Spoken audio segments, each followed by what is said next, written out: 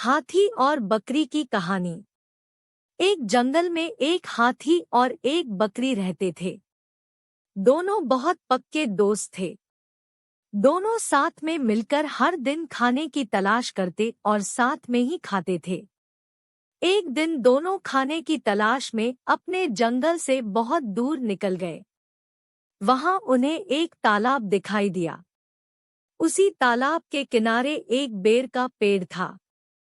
बेर का पेड़ देखकर हाथी और बकरी बहुत खुश हुए। वह दोनों बेर के पेड़ के पास गए। फिर हाथी ने अपनी सूंड से बेर के पेड़ को जोर से हिलाया और जमीन पर ढेर सारे पके हुए बेर गिरने लगे। बकरी जल्दी जल्दी गिरे हुए बेरों को इकट्ठा करने लगी।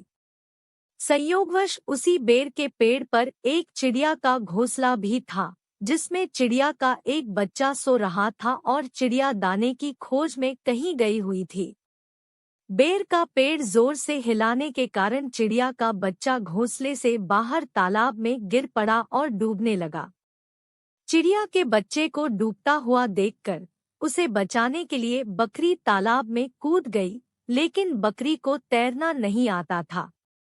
इस वजह से वह भी तालाब में डूबने लगी।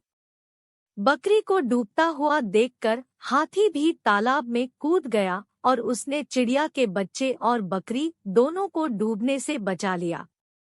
इतने में चिड़िया भी वहां पर आ गई थी और वह अपने बच्चे को सही सलामत देखकर बहुत खुश हुई। उसने हाथी और बकरी को इसी तालाब और बेर के पेड़ के पास रहने के लिए कहा।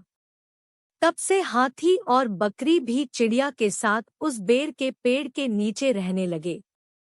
कुछ ही दिनों में चिड़िया का बच्चा बड़ा हो गया।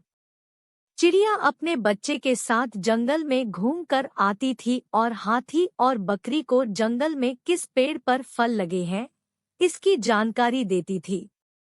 इस तरह हाथी, बकरी और चिड़िया मजे में रहते और खाते पीते थे। कहानी से सीख: हमें किसी का बुरा नहीं करना चाहिए।